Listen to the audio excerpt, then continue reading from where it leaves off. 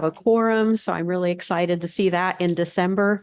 I know that's tough for everyone, so thank each and every one of you for being here in person today. And I think Blaine is working on our online folks.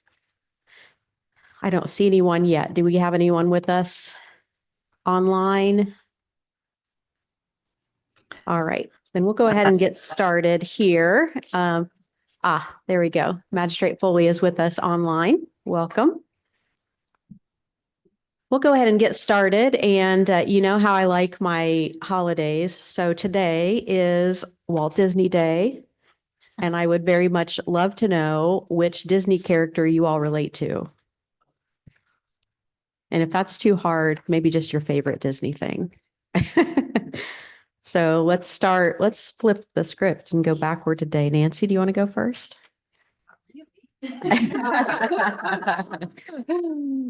Good morning. My name is Nancy Weaver. I'm Director of Youth Justice and JDI at the Indiana Office of Court Services. I don't know that I relate to any Disney character that I can think of quickly. My favorite thing about Disney in general is just the magic. I'll say that. Good morning. Cirilla Blackman here, Interim Deputy Director, Chief of Staff at DMHA. And when we talk Disney, I was like, ew. I think the last time I did any Disney was before they built the Florida Disney. So I went to Disneyland, we took a train. And so I just love Minnie and Mickey and all of that. Nicole Phillips, Bartholomew County Probation. I don't know that I have a character I relate to, but probably my favorite character is Belle in Beauty and the Beast. Morning, everyone. Matt Alsma, Indiana University. Nice to see you. The first movie I ever saw as a child was The Jungle Book. Remember that one? Yeah. And we saw it as a drive-in. So for the younger generation, what that is you drive it. You watch the movie, which seems like a good idea, but it's not awesome. But that's So I am notorious in my family for being the 2 thumbs down on Disney, only because I was the one who had the itinerary. I knew exactly what fast passes we were getting anyway. So Disney's a touchy subject. However, I will say that my oldest daughter, we orchestrated her engagement in Disney. So that's my favorite memory. Oh, Yes. good Disney stories. Emily Krauser from Housing. My mom has decided that I'm Merida from Brave and has bought me every Merida action figure that she's seen for the past 3 years. It's unreasonable.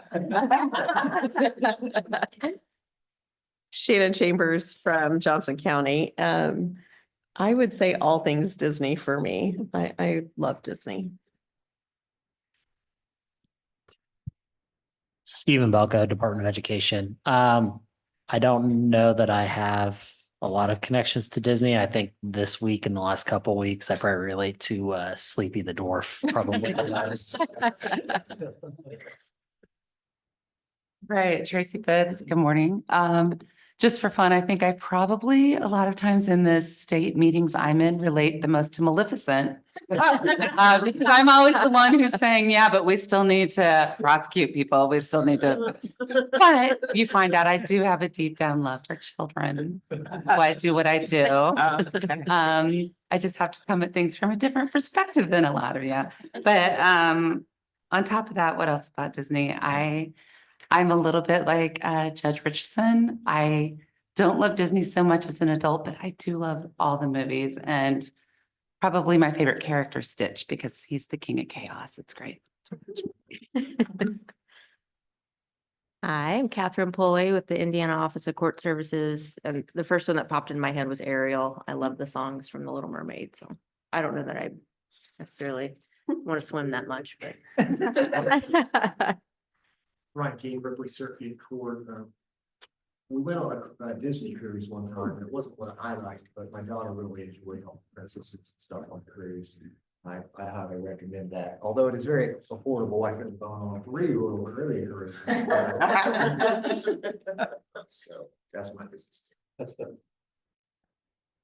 Jade Palin, Chief of Staff at ICJI, and I would say I don't really have a favorite character, but my favorite ride is Small World.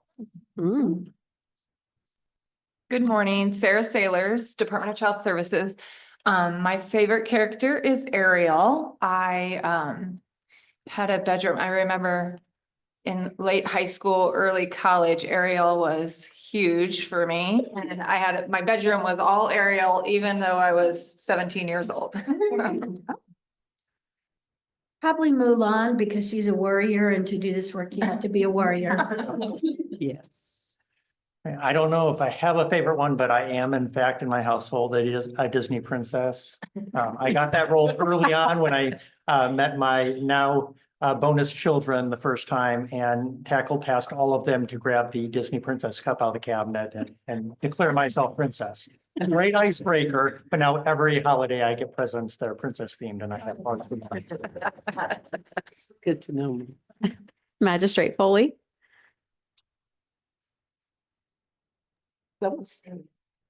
Here I am. Carolyn Foley, Allen Superior Court. I don't know that I have a favorite character, but one of my favorite Disney memories was when my daughter was preschool and loved Minnie Mouse, like many clothes, many bed sheets, many curtains, many pictures in her room. So we arranged to go down to Disney for her birthday and have a character breakfast. And when Minnie walked up, it freaked Jessica out. She screamed like a banshee. So we it was a little awful at the time, but in retrospect, really quite fun. All right. And Miss Kia, who's arriving to bring you up to speed today is Walt Disney Day. And so I've asked which Disney character you relate to or what's your favorite Disney thing? Good morning. Don't know. Disney. What's the one that's up in the castle? Rapunzel. Rapunzel. Yeah. I liked her energy. All right. And I will go with Emily's selection. Growing up with three brothers, I was the scrappy kid trying to keep up with them. So I'll go with Merida as well from Brave. All right, let's get going on the agenda. First item of business is approval of the minutes. Has everyone had an opportunity to review those?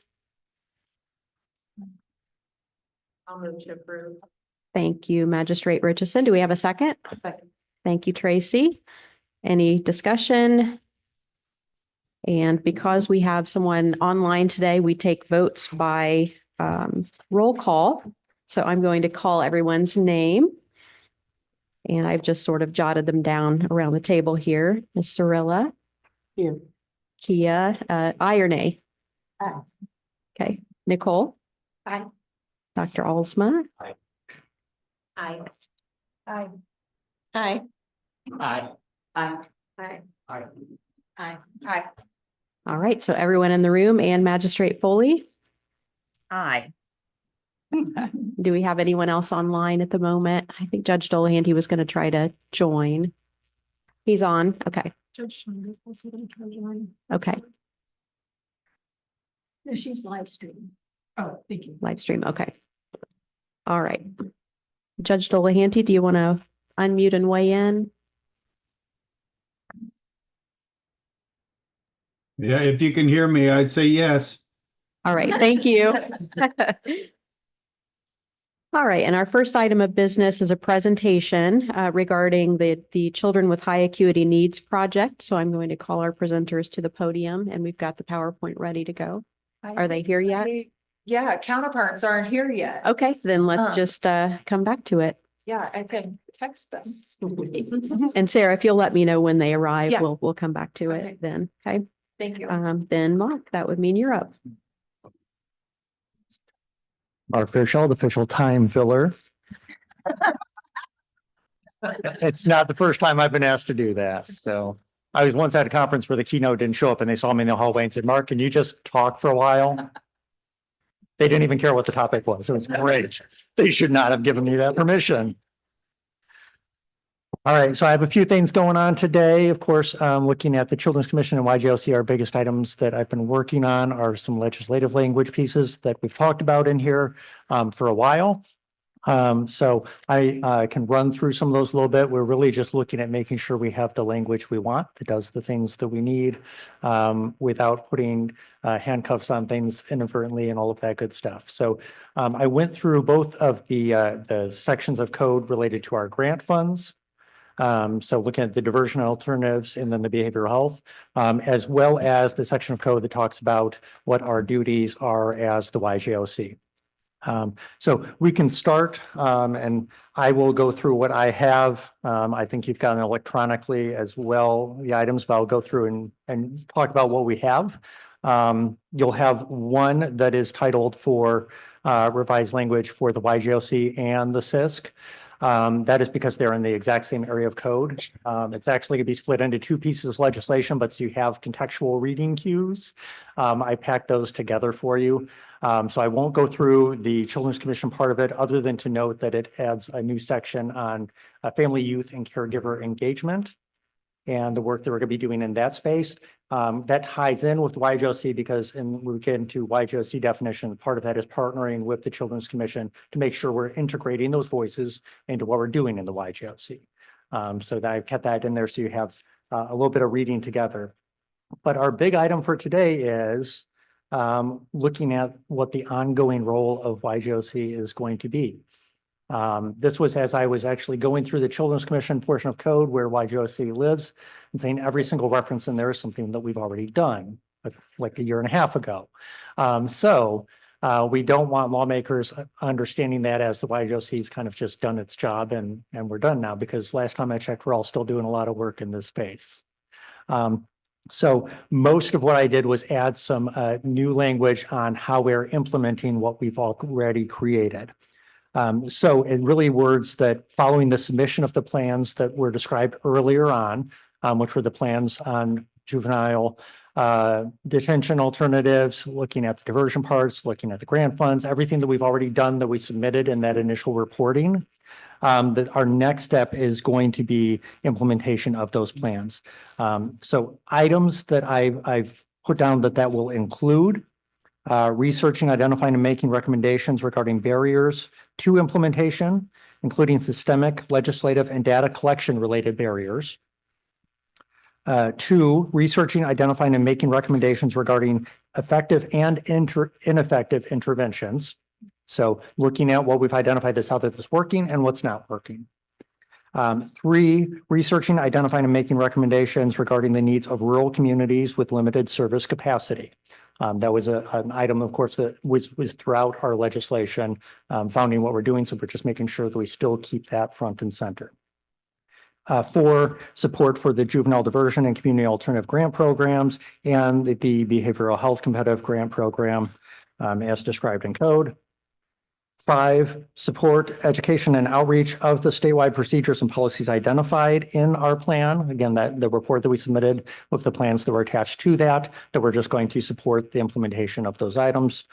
And then lastly, partnering with the commission to integrate expertise of youth, families, and caregivers with direct experience in the youth justice system into research, identification, and making of recommendations by this body. So those are the primary items that we have in there. I also clarified the annual reporting requirement, September 1 annual reporting update going on out. So that's really what I try to put in there, is nothing prescribing anything that we're really not already doing, but taking ownership of what we are doing and making sure that it's reflected in code, what the ongoing role of this is. Now, this is my drafting of this language. Most of it follows very, very closely to what we already had in code and what we had in our initial reporting as well. But it is certainly up for discussion if we think there's anything that's blatantly missing there or something that's not identified correctly. The goal is to get this submitted. Next Thursday and Friday are the deadlines for getting this to a legislator to get filed. We'd be starting with probably Representative McNamara and seeing if we can get that filed away. Questions or conversation regarding the proposed changes? Nancy? Just one quick question on the reporting. Is the year for the September 1st, is that the fiscal year for the previous fiscal year or previous calendar year? Right, it's worded as September 1st of each year regarding the body's work during the previous year. That is just what they put in code for every single reporting. Okay, so you get to decide if it's fiscal or calendar? It's usually done by fiscal year. Thank you. So it does give you a fairly tight window on that because they want accurate and timely reporting to the General Assembly as that goes on. And we do have it that would get reflected to Legislative Council, the Commission, and the Chief Justice, which is what we had for the initial report. So mirroring that exact same language going into that. And it just has to describe implementation activities that we've had in the meantime. So really that'd be from each of our work groups, compiling what implementation work they've done, making that into a report format. So nothing nearly as detailed necessarily as what we did in that initial one that was kind of the main product of the entire body. This is just reflecting the work we've done. And only other things I had in there is clarifying language earlier in code. It referenced that the YJOC would be working on grant programs described in IC 3140-5. It neglected that the second item on that should be IC 3140-6.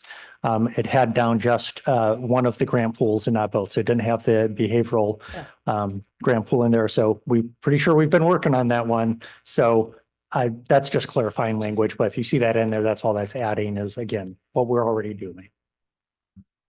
Catherine? I have a question. Mark, is this the part of the statute where they talk about membership? This does not have membership specifically located in it. Okay. So this might be not be the right time to bring this up, but I just have a question about membership on the committee. It makes open it up for discussion, see if it makes sense to anybody else that we since we're talking about changing the legislation, maybe adding the executive director for the Children's Commission as a member. He obviously does a lot of work and maybe it makes sense given the symmetry of the missions of the two groups. Just a thought open for discussion if anybody. Yeah, and I actually don't see YJOC membership defined in code. I think we defined that through process of forming the YJOC. So anybody that can correct me if I'm wrong, because that was before I got here, but I don't see membership defined in the code. So I think we're open to doing that. I don't think that needs to be reflected in the legislative piece. I think that's just at the will of the group. So let's just go out of order and take this as a motion. So I'm hearing a motion from Catherine that we add executive director of CISC as a member of YJOC. Do we have a second to that motion? Okay, thank you, Nancy. Any discussion?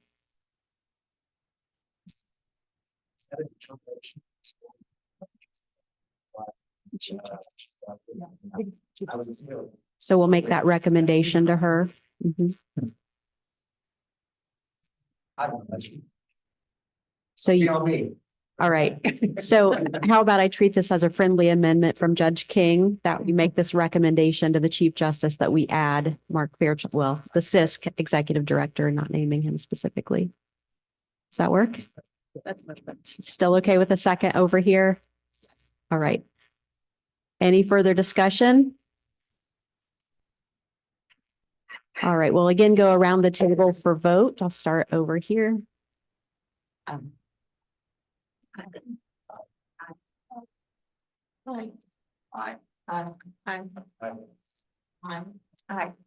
Magistrate Foley Aye.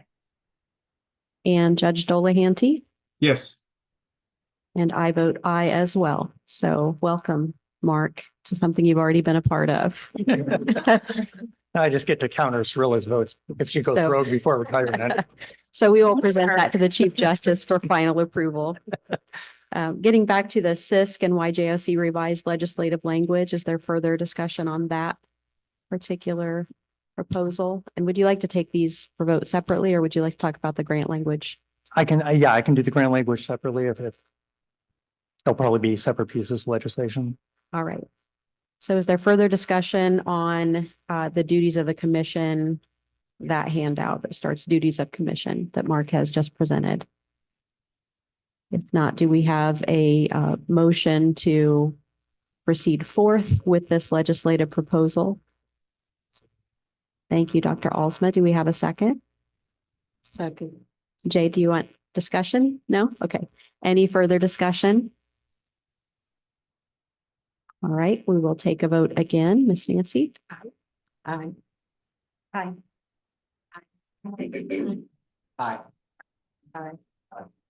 I'm going to abstain. Thank you, Jake. Aye.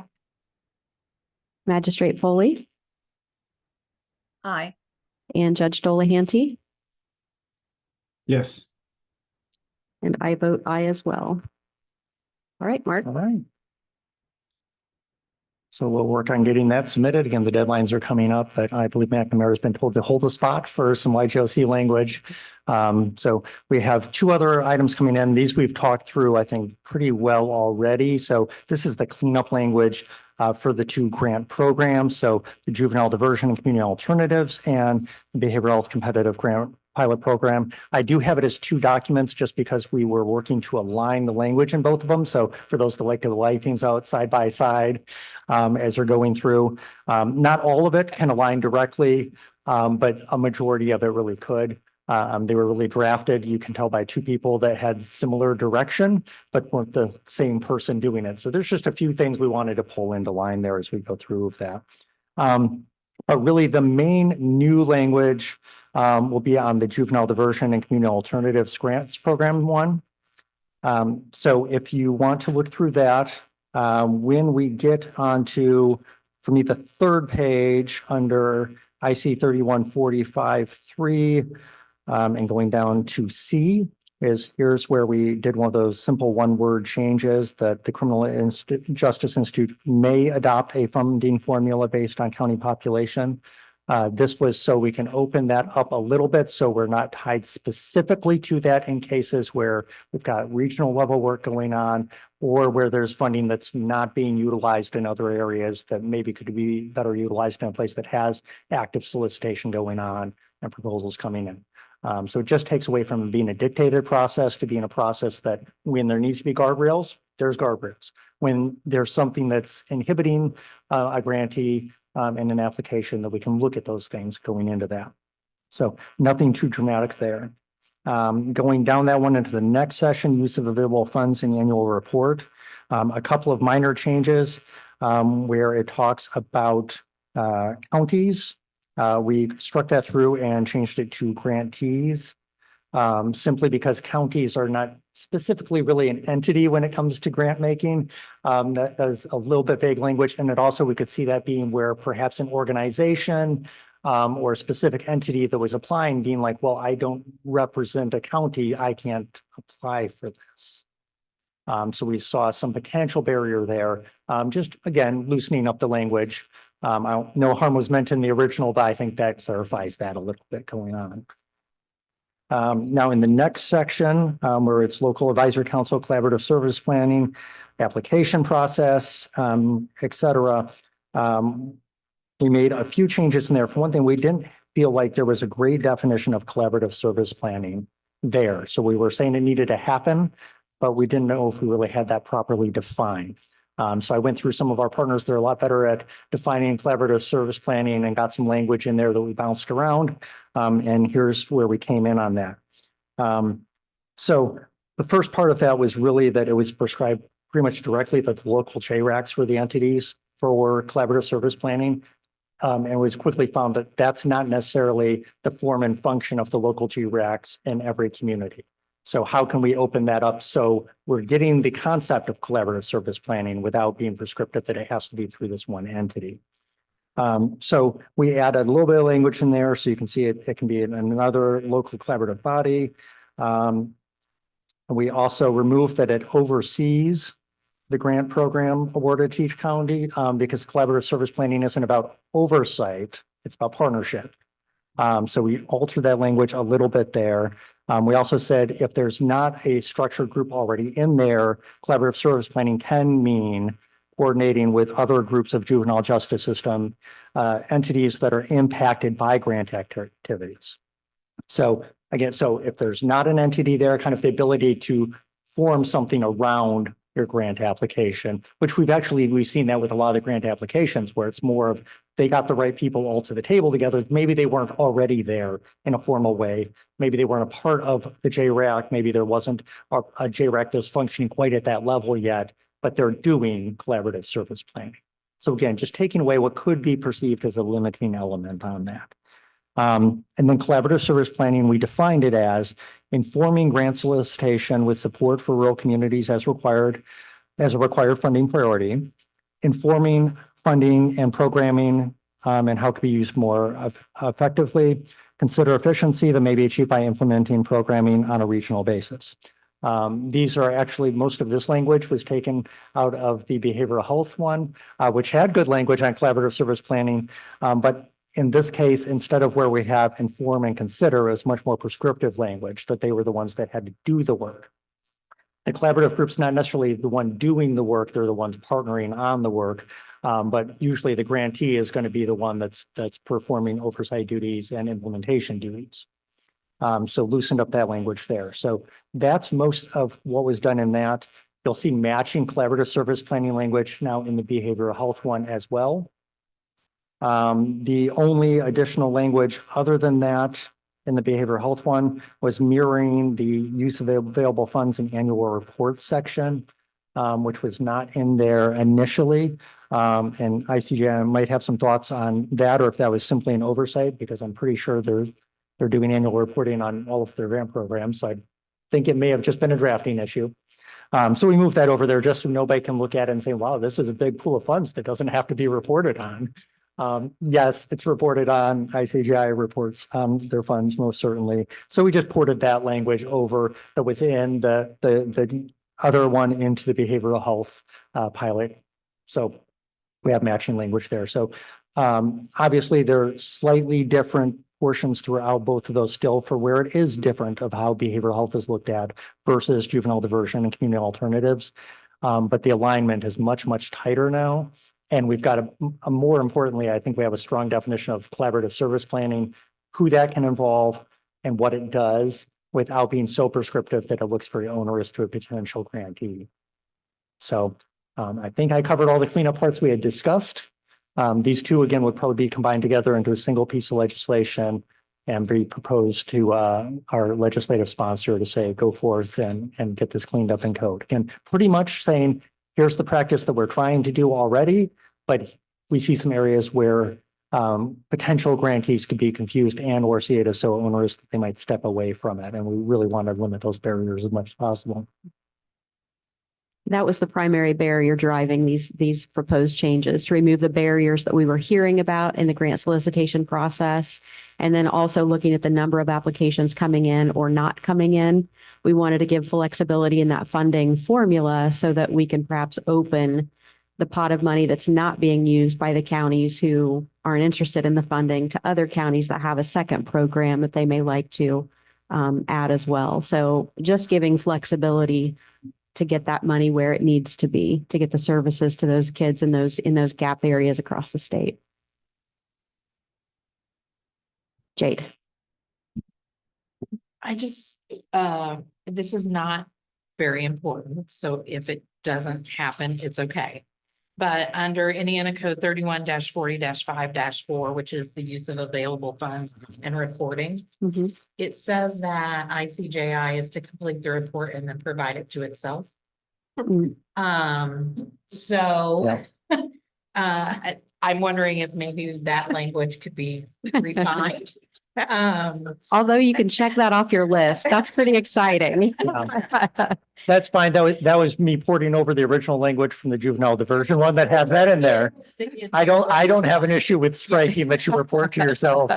I'm not responsible to myself most days, so I understand that one. So just, that might be something we want to add to the change. All right. Thank you. So we'll treat that as an amendment to the proposal here. Judge King, do you have discussion? I mean, this is a fundamental change. But based on my understanding, my recollection is the funding is essentially not the it's like $45,000 And then $15,000 if you have under 30,000. $10,000 additional if you have between 30 and whatever, however many. And then we kind of went down to it was like an incentive for smaller counties to get it out. Because this is a smaller county. And if you all recall, which I said, always going to probably sign up for this county. And the reason for that is GDI a better, let's just call it forward. There was a better deal.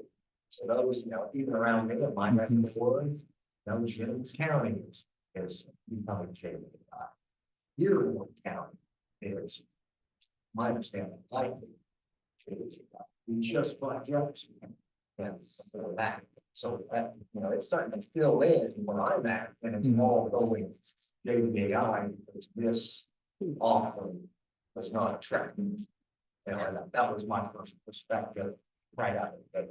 And it was also one of the reasons how Ripley County ended up bypassing the version of bypassing the alternative north street. So I think we cannot be surprised that no small county, but very few, saw this as something that they would wanted to get involved in. At least in the last year, I've been saying it's not a crime. They're not going to do that. GBA is better do it. And now, because nobody did it, which we knew they weren't going to do it, we want to change the formula as opposed to maybe making it better icing. And what the net effect of that would be, leaving the small counties behind. In practice, that is what's going to happen. And then when I see language that says ICJI may adopt a funding formula based upon county population, when you change shalls to mays, practice of law, might as well say very few, if not, probably not more. So then that may is going to operate as a mechanism to eliminate funding formulas. Will be my fear. I can't think of the future, but would be my fear that it would be a mechanism to eliminate any funding from this legislation that was predicated, focused on rural counties to eliminate many of their abilities to participate. That's what the net effect is that you have certainly. I think it's done with the best of intentions. I think I understand completely. I don't know if Mark drafted or whomever drafted, I totally understand where it's coming from. But we're kind of finding ourselves in two different paths. Which from my perspective, one is we didn't participate, we didn't know you knew you weren't going to, so now you don't even get the opportunity. Or that's one plan, or maybe reach out to folks that are in those small counties that aren't participating, aren't in this room, and probably haven't ever been in this room, and maybe extending and seeing if something can be done. That's the two paths we have, the two options that we have. I get the motivation to just say, wait, I share my frustration. Because many times I thought it would be nice if other people not involved and try to secure some of this money for those folks in their small counties, which may have to happen to stuff.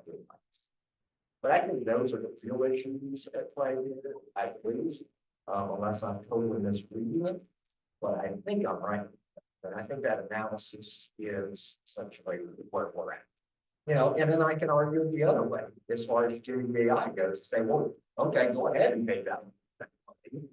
And JDAI is there for the other small counties, which was better to begin with, right? So you're not out here. See what I'm saying? Yeah, I hear what you're saying. Counties can have both too. I'll just throw that out there. Well, I think it's, at least in my world, it's more about services, less about money. So when you look and see what kind of services can I bring or alternatives, diversions, JDAI makes more sense. It's not that I want to turn $90,000 or $45,000 away. It's because we already have those. So there's no reason to go out and secure the funding for those anymore. And that's how we went to the behavioral health pilot. Because we'd already taken care of it. So even though, it was enticing again because you knew there was money that was earmarked for Ripley County. We weren't even attempting So I think those are the issues, and I wish I had the absolute answer.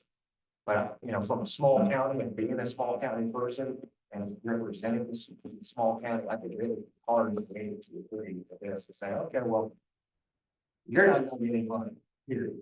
Because if they can remove that part of the legislation, that should say it. Because I don't know, maybe it's time to say it. But that's essentially what we're saying. And I think if we're going to do that, you know, that needs certainly some thought. Maybe that's the right answer. Maybe just leaving it to KDI, but that's a much bigger discussion. I don't know exactly how the longevity there and stuff. But as far as that's my perspective, in trying to weigh the different issues, and I can see it I can see the motivations and being good ones. And I can also see the frustrations that I've shared in those as well. But I think the conclusion of mine is it doesn't work. You know, if I'm somewhere else, you know, so we spent a year having that available to us, or 2 years having that available to us. We all know that money can happen quickly. So I see some folks wanting to respond here. So Mark, you want to? No, I think those are excellent points. And I believe from our discussion initially, the changing shall to may was actually so if we have a small county apply, they're not limited where you're in the small bucket. This is how much funding you get if you've got a program that's going to need more than that. But I certainly understand, appreciate the counterpoint of saying, well, but doesn't that also open it up that a larger municipality can be like, so it's not limited to us either. And they've got the capacity to apply for it. So if our spirit is how do we make it more enticing to those rural communities and that we're wanting to make sure they don't have as much of a limit on the funding that's available to them now, what is the appropriate language to open that up? I think is what we're looking at here. Because right now, the way it's written as shall adopt a funding formula based on county population, that's going to keep it where we have those small counties getting the smallest amount. So what do we do to limit that? Or can that funding formula just be? Yeah, smaller counties get more. Right. The current funding. Right. I was looking at scalability on population size. So what do we do? Because I think the idea was can we take language out that limits that? So we have a small community and they're applying like crazy, or they're applying for 3 or 4 different things and they're all good programs. How do we make sure they're not limited? Other.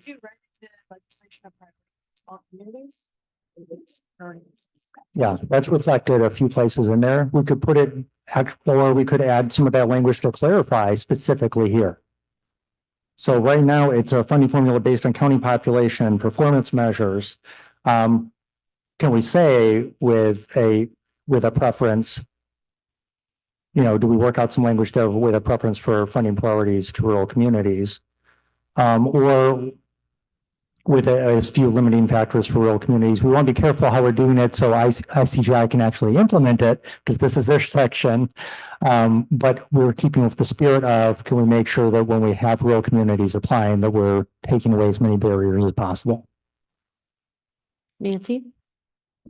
Is there an opportunity to have this group be more involved in that so that the funding formula is approved by the YJOC so that if they are going to change it or make something like that, where there's some, and I don't know if it would be annual, biannual, but like it's not that ICJI would do something like without notifying folks, but there would be, if there's going to be a change in the funding formula or something along those lines, that this group would also get eyes on it. Does that make sense? I don't know if that helps Judge King in terms of what you're saying. Kind of straightforward, but like I said, the smaller you were, the more money. And you weren't able to make money together. That's part of the reason why I think nobody really applies. Wasn't that much money, and usually I have more money and more support. You know, it just was just altogether better. But you know, when we start changing that formula, you know, that everybody's been operating under, how do you go about doing that? I think that's Nancy's question. Would it be nice if we had some oversight of it? I think that would be nice. But at the same time, you know, I mean, I think that formula such as it was something that some folks, maybe in this room, like ICJI, whoever, previous in this room before I was here, I was not part of that formula, but it clearly had some thought behind it, you know? Yeah, definitely. I like the formula. I like the emphasis upon, okay, we need more people involved, more counties involved, because most of the population center is already involved. And this sort of money is not going to change any level of services in Marion County or Allen County. I mean, it's like $50,000 or something. It's nothing. I mean, so it doesn't really, it's not going to be that much money for our populations. So, So you know, I don't really know what the goal is. so what if we worked on language that leaves a shall, but removes the formulaic language and replaces it with something like the ICJI shall adopt an award system whereby rural, you know, counties are prioritized, something like the areas of greatest need receive priority in the award process. Yeah. So changing from a strict formula of $45,000 here, 50,000. I'm just throwing this out there as a possible solution. Right. I'm open to others. Jade, I'm seeing a reaction. I'm thinking about how you will define that. It would take work. Yeah. What if there was some middle ground? And I'm thinking on the fly here, so forgive me. I think we all are, Jade. It's good. What if there was some middle ground where the rural counties were able to get more? So it's not 85,000 for Ripley County, and I don't remember where y'all fell, so it's not 80,000 for Ripley County, it's they're entitled to more than the 80,000 based on need and request. But I'm not a lawyer, so how do you put that in legislation? Mark? Yeah, if I may, so, and I really appreciate the discussion, because again, I'm drafting, this is so we can bounce it around. So this is what I like to have. I don't like it when there's not discussion. When we look at the remainder of that same paragraph where the may and shall are in, if we leave the shall the same, it's really the back half of that where it references taking into consideration the plan submitted to the commission by the Oversight Committee under IC 2536 9. That is referring back to that report that we made that had a funding formula built into it. So if we simply say, well, we're not sure if that funding formula is working anymore, do we replace that language with taking into consideration, or back it up and saying performance measures apply to all grantees under the program following review and approval by the Oversight Committee? And so we just make sure, or mutual discussion, or however we want to do that. But I think we can just look at changing the back end of that and just saying, can we have the ability to have a new formula? We will have a formula. Do we have the ability to revise the formula when we're saying what was in the initial report that we thought was going to work isn't working out so well? So maybe we're, that way we're not having to decide on language today. We're just saying we have the ability to have ongoing review of that formula to make sure it's working the way it wants to. Nancy? I like that because I like the way that the current awards even happen, not even the formula, but the grants work group makes recommendations to the ICJI Youth Subcommittee, which makes recommendations to the ICJI Board of Trustees. And this group doesn't really see that. And I've always thought that this group should have a little more engagement in that process. And so I think that gives at least a piece of that back to this group, which I think is important. So the language would read something like the ICJI shall adopt a funding formula based on county population and performance measures that apply to grantees under the program, taking into consideration the recommendations? How would you word that, Mark? Yeah, and it's really a matter if we want to have taken into consideration or if we skip straight to as reviewed and approved by the Oversight Committee. So, and I don't know if one of those is onerous to ICGI, so I don't want to speak on their behalf. So it's either taking into consideration the review and approval of the YJOC, or just that is contingent on that review and approval. Jade, how would that be? Would that be workable, do you think? So our board of trustees can make any changes. Okay. So it sounds like taking into consideration, which just means that we will make sure that when we're changing the formula, it gets vetted through this group. We do our approval on this group, knowing that we're not taking authority away from ICGI. Doesn't get you where you want to be. Well, and it's not like necessarily that I want to be able to explore. I just have to also look at, you know, and I probably have a better perspective to look at it from the smaller counties and say, well, yeah, there used to be this money that was allocated for alternatives, and, you know, and diversion, and let's check into that.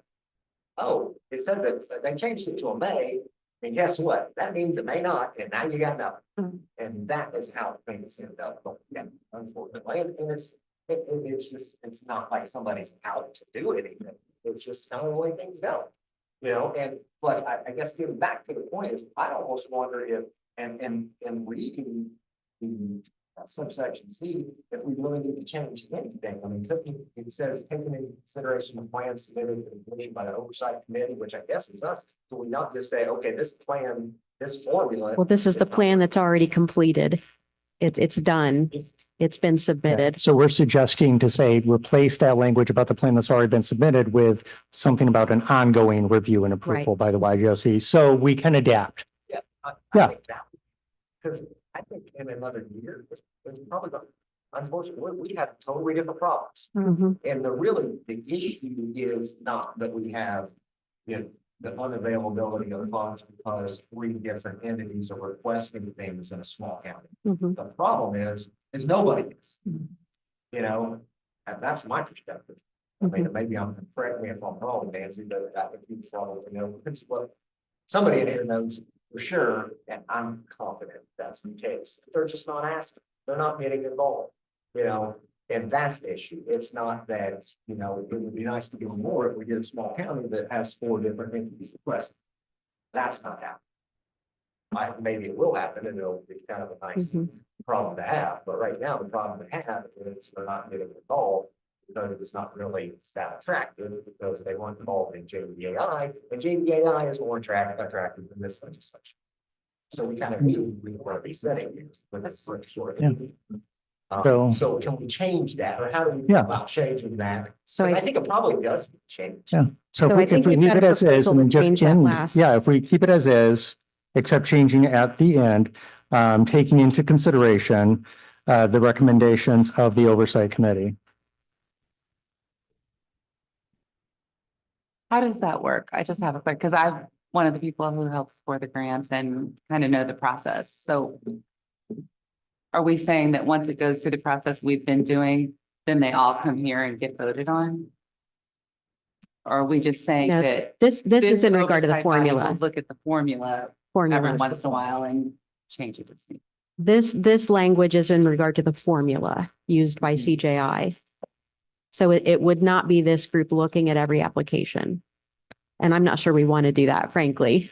Yeah, I don't. Because of the logistics and the timing and the added layer of difficulty there. Okay, so it's really more about just making the formula that has been set something that we're continually reviewing to work with. And, you know, I mean, I understand, I know one of the things I championed was making sure small counties took the money, and it obviously has not worked so well. I mean, for a lot of reasons. I think some counties think they don't have enough kids to go into programs, and so why take this money and try and hire someone and deal with it? To maybe they don't think about it regionally. And I mean, I know even JDAI may be more attractive, but there's a lot of small counties that aren't taking that up either.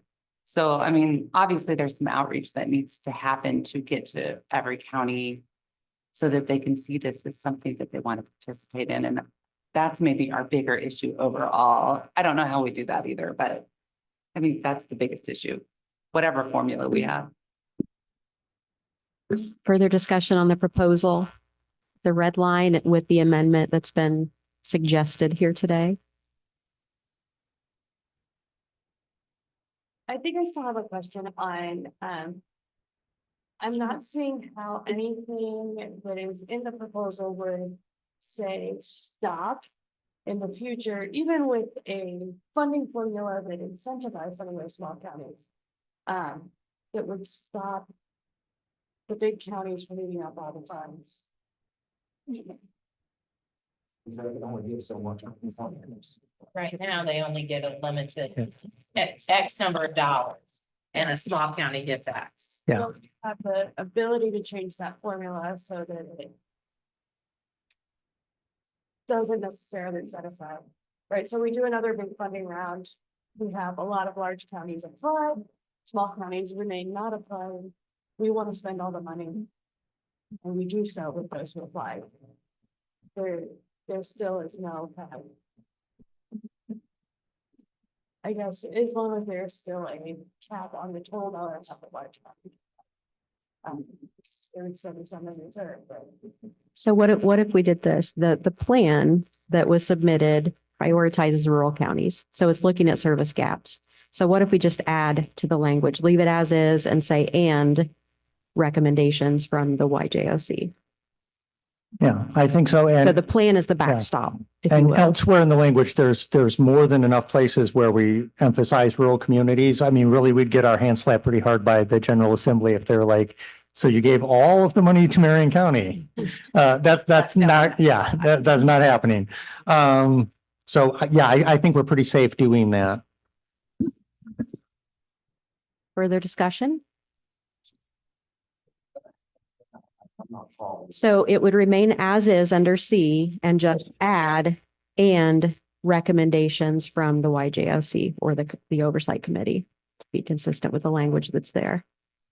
So nothing changes. Yes, and recommendations of YJOC. So that gives us flexibility to make ongoing recommendations, but the backstop of the plan prioritizing rural communities stands as it is. Yeah, it just removes basically as written, the original plan is the plan we'd be sticking with. That would remove that and say it's receptive now to ongoing recommendations from the YGOC, so we can adapt the plan as we need to.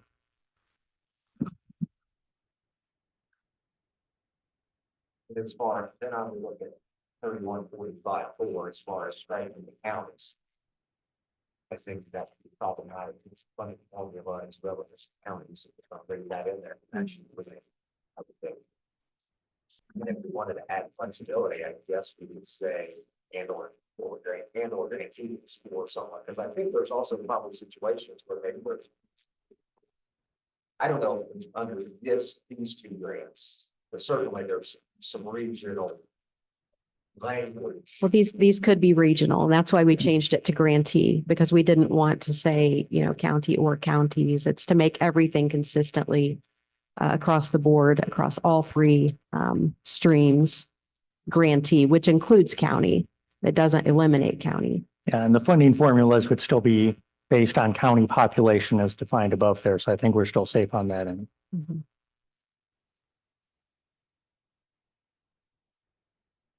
Further discussion? Yes, Catherine. I think this will be a easier discussion. On the next page, where you have the 1, 2, and 3, should there be an and at the end of 2 instead of 1? In the period. Mm-hmm. Yes, thank you, Catherine. Good catch. That would need to be the same in the behavioral health one too. It's just, it reads the same with the and is in a different place, and there's a period instead of a semicolon or two. Yeah. And luckily we'll have LSA doing most of the cleanup when they actually put this into code language. Any other discussion? If not, do we have a motion to carry this proposal forward to our legislative partners for consideration? Thank you, Shannon. We have a motion. Do we have a second? Second. Second from Nancy. Thank you. Any further discussion before I call vote? I'm still troubled by the eliminating counties, so I think that we really talk about regions predicated upon what counties are in that region. Okay, we have a motion and second, so we'll vote on this, and then if it doesn't pass, we can further amend. I believe that's Robert's rules, right? I don't know, the question was, we need further discussion. Well, I think we have a motion and a second on this language first. So yeah, make your argument before the vote.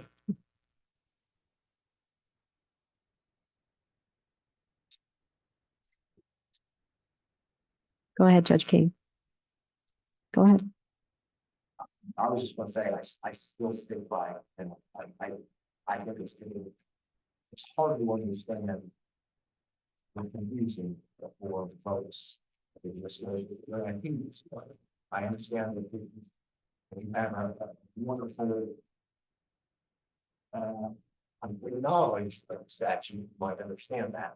But when you say grantees and you cite the word counties, I think it's still really confusing for folks. And I think you still have the ability to do a regional and all like, but although I can't find that specific language, I think it's a solid way in here. But you know, when you make a change like that, I think, again, I think it's a major change. And I think it could be confusing, and if you use counties, then you lose know what counties are involved in the regional, and then you would know what funding would be permissible or provided under, at least under the alternatives versions. That's items. Like combining the two counties and saying, we're going to go regional, and here's how much money is going to buy. That's my understanding how it's currently written. So what would change things and say grantees, that word becomes much more flexible. Even though if you read the whole thing, you say, aha. And the grantees is under the collaborative language or under the regional collaboration means Ripley, Gilmore, and Jefferson County, which means that each county has this amount allotted under the formula. If we add all those up, then we have it. But I think it could be confusing if you just start using words that don't have them, those definitive boundary lines or, you know, a funding point, but it's associated. That's all I'm saying. That's when folks sit down and read something like this, they're not going to say, oh, well, in subsection C up here, it said, they're not going to do the digest. They're not going to do it. That would be mine. Okay. Any other discussion? All right, going to call a vote starting with Nancy. Aye. Cirilla. Aye. Aye.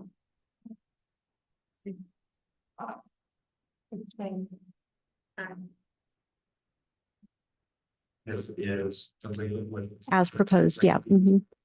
With the addition and subsection C and. Correct, yes, I'm still there. Okay, Abstain. Aye. okay. And Magistrate Foley, Aye. Judge Dolahanty.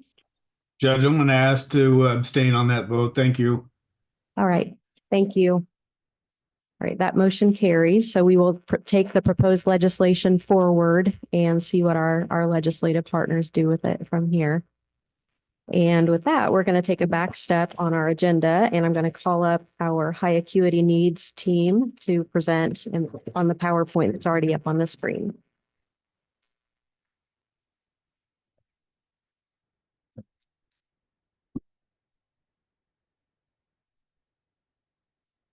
Morning.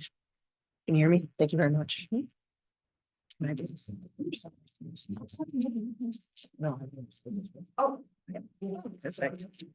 Love it when it works.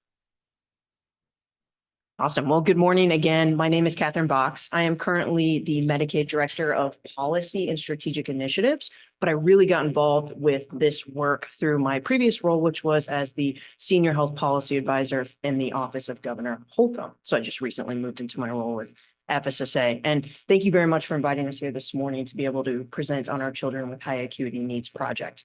Quickly, in terms of run of show, I have some great subject matter experts from the Department of Child Services and the Family of Social Services Administration who are going to run through some slides for you really detailing how we identified this issue, the gaps that we found when we dug deeper, and then the initial solutions that we have implemented or are in the process of implementing. We've carved out time. I think hopefully, I know your last discussion went over a little bit, but carved out some time at the end for questions. The last slide also includes contact information for all of the presenters today. So you can feel free to reach out to us at any time with specific questions. So jumping into the content, about 2 years ago, we identified that certain youth were spending the night in DCS offices. We were boarding in emergency departments, or were spending longer than therapeutically necessary in our state psychiatric hospitals. And when we dug deeper, we found that these kids that we've called children with high acuity needs really were not being served adequately through our current systems of care. To address this, we pulled together, sort of at the convening of the governor's office, a multi-agency group to figure out how do we best support children with high acuity needs. And before we dive deeper into the content, I just want to level set on the population that we're talking about. Again, we're calling them children with high acuity needs, but there's really no single definition of these youth. We find that these children typically require increased care and supervision due to safety concerns. They often have a history of unsuccessful placements and interventions, and often present with multiple diagnoses, including behavioral and mental health issues, as well as intellectual and developmental disabilities. Many of these children have experienced childhood trauma, often influenced by family dynamics, leading to tendencies for disruptive behavior towards peers and family members. And we're going to do a little bit of a musical chairs here in terms of presenting. So I'm going to hand it over to Sarah next to walk through some more details and provide you an example of a fictional example of a child with high acuity needs. All right.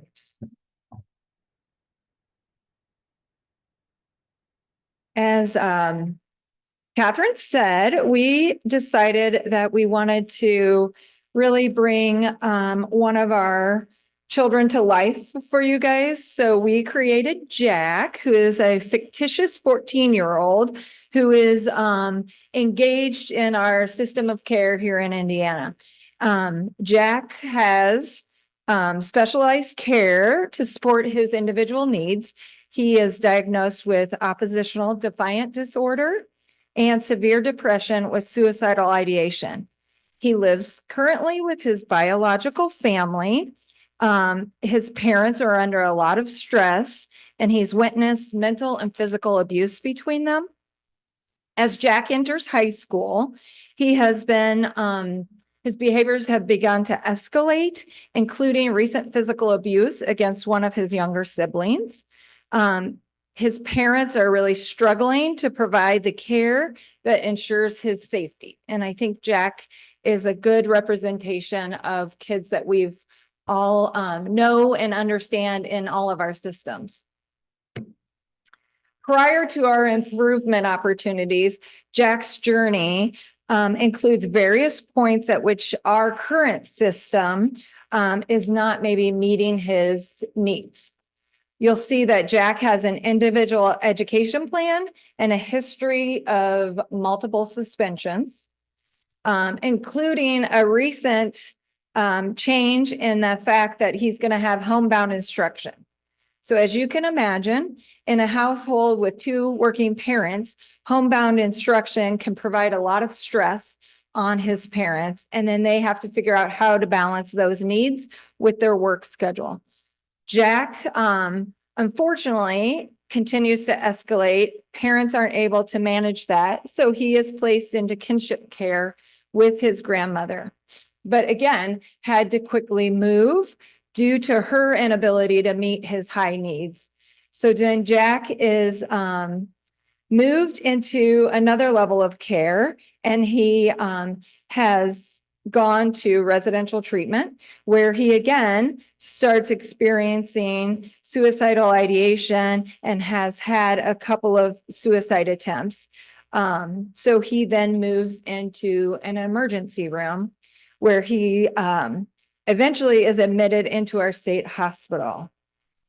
Unfortunately, Jack's journey then continues to become challenged because he's placed on a wait list here in Indiana for in-state treatment.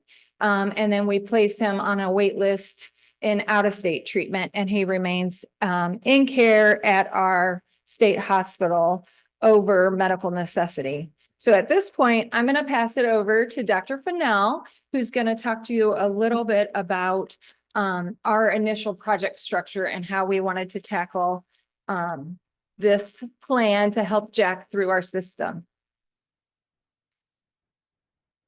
Thank you, Sarah. Can you hear me okay? Hi, everybody. I'm Maria Fennell. I'm the Chief Medical Officer for FSSA, and I'll talk to you a little bit about how we sort of initially tackled this project. Next slide.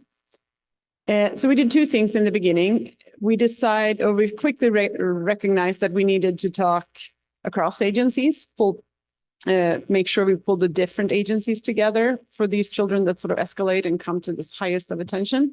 So we created what's called we called it a rapid response team, and I'll get back to that in a little bit here.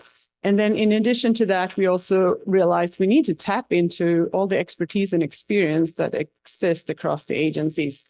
So we thought of it as a treatment and support worker, but what it really was to assess what do we already have in place, what is the lay of the land, and how do we sort of get this knowledge out from all our amazing staff that are already working really hard to try to solve these problems. So we did both focused interviews, we did a survey, and we pulled work groups together to sort of learn from within sort of what do we already have in place and what would people consider gaps and identify as gaps already. When it comes to the rapid response team, what we have done is that we have created, we have sort of a standing bi-weekly meeting, although we often have to pull the rapid response team together much more ad hoc and quickly. It's a rapid pull together of the team of leaders from the different agencies for sure. The solutions are not always so rapid. These are children that have sort of, as you all know, been in the system for a long time, and the solutions and sort of what we can do is often complex. I would say the biggest thing from the rapid response team, one, it has been really good to understand the different systems better and from sort of break down that silo between our agencies. And the other thing is we have learned so much from each of these staffings. We have talked about more than 30 children now, 35 maybe or so that come to that level of attention. For each and every one of them, we learn something about our system. I would say that one of the biggest take home is that almost all these children have had severe trauma of some sort early in their childhood. No surprise to any of you, but that has really been, and sort of see where we could have maybe done something earlier has been really good learnings from that group. So we continue to do that on a weekly by weekly basis. And then I'm going to go to next slide and show a little bit what the outcomes of sort of all that work with learning from what has already been done came to. And the treatment and support groups, they came up with 35 distinct and different solutions for how to better the system for these children. So there were a lot of suggestions, and what we did is then we asked our team members to help us rank these. Like, we can probably not take on 35 right away. That's like too many. So we asked people to help us rank from both a feasibility but an impact standpoint, and had like sort of thought of this as we also need to, we can think a lot and we can identify gaps, but we also need to do something and sort of, so what came out of this is that we started with 4 work streams that were prioritized high, that were identified as gaps, and that we could do something and move the needle right away. So the 4 work streams that are currently started is a cross-agency navigator work stream, the invasive, intensive foster and respite care, and then gatekeeper process for how to get to state psychiatric hospitalization, and a youth transitional homes and caregiver coaching work stream. So those are the ones we are sort of started now, and we will talk more about each of those. Not saying that any of the other 35 or 31 left are also important to tackle. So I'm going to sort of transition over to Kylie Hope, who's our implementation director, to talk about the next one, and then we're going to go back and forth here a little bit. Thanks, Dr. Fennell.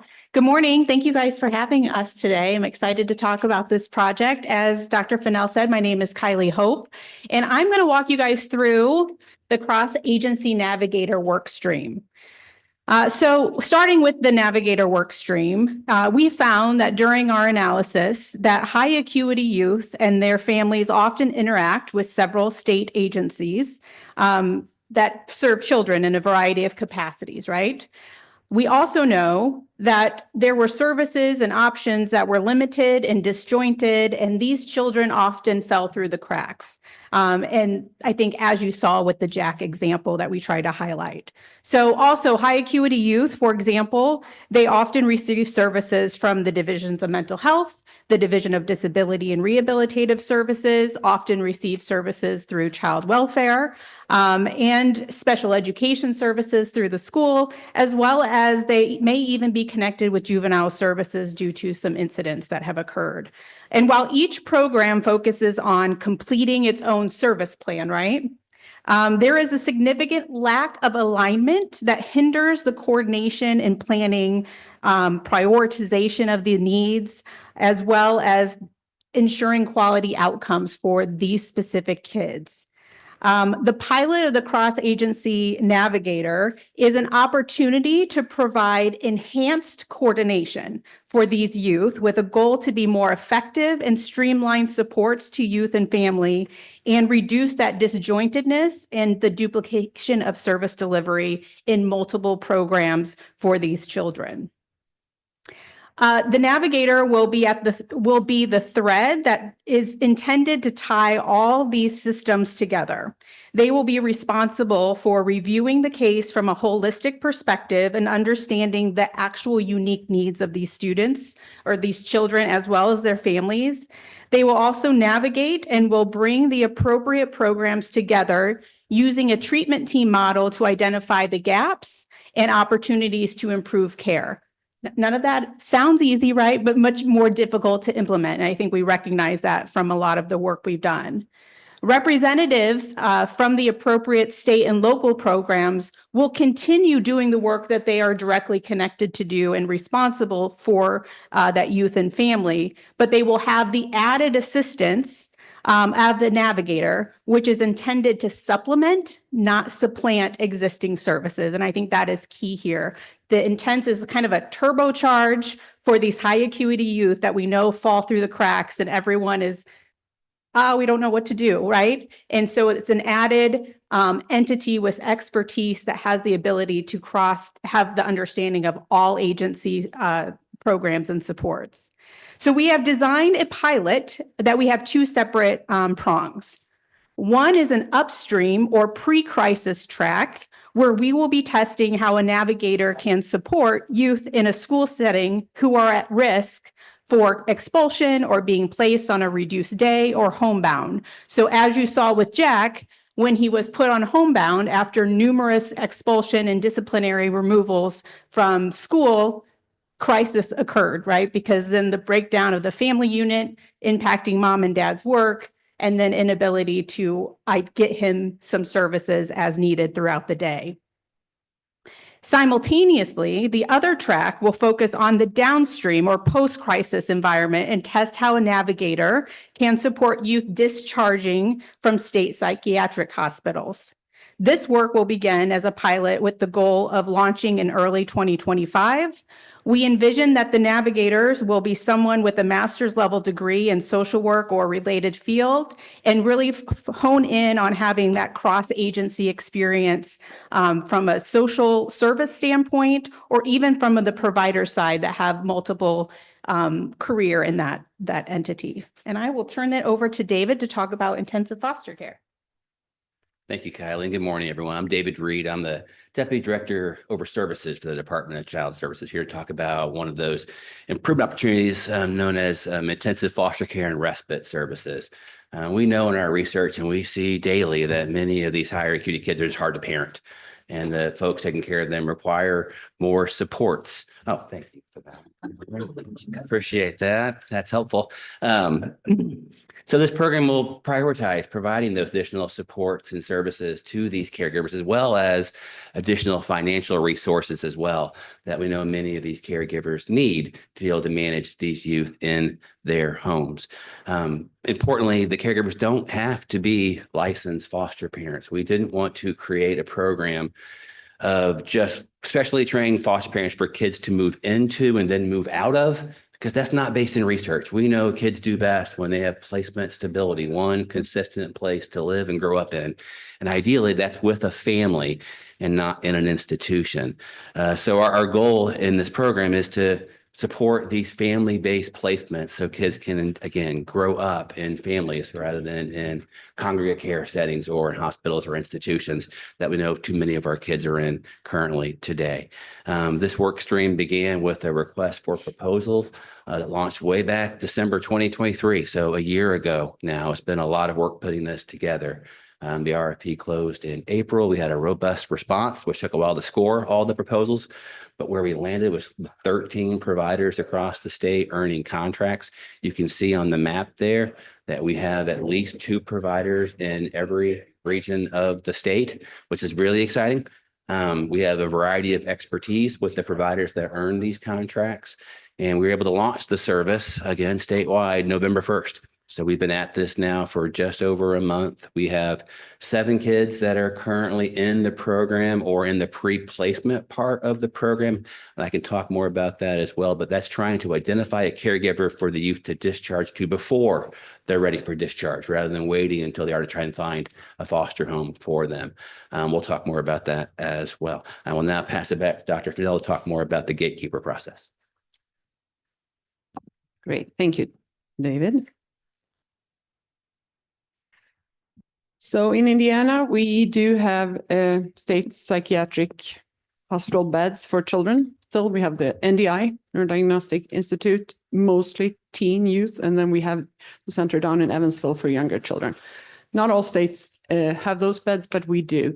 In Indiana, the gatekeepers, which is currently hosted within the community mental health centers, they serve as sort of the process for how children are gatekept and made sure that they sort of appropriate processes are followed for children to access those centers.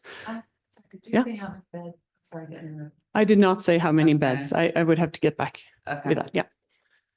Yeah.